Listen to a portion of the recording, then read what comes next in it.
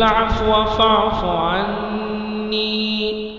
اللهم إني أعوذ بك من زوال نعمتك وتحول عافيتك وفجاء نقمتك وجميع سخطك.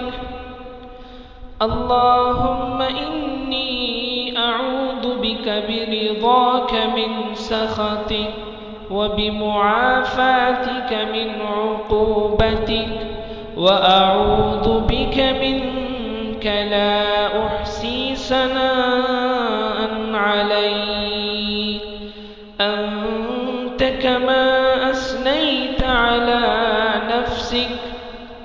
اللهم اجعل سعي فيه مشكورا وذنبي فيه مغفورا وعملي فيه مقبولا وعيبي فيه مستورا يا أسمع السامعين.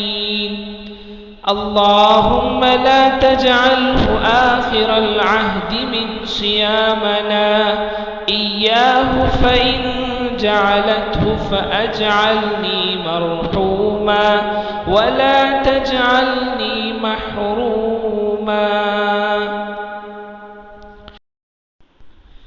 اللهم افتح لي أبواب الخير وأبواب السلامة وأبواب الصحة وأبواب النعمة وأبواب البركة وأبواب القوة وأبواب المودة وأبواب الرحمة وأبواب الرزق وأبواب العلم وأبواب المغفرة وأبواب الجنة يا أرحم الراحمين.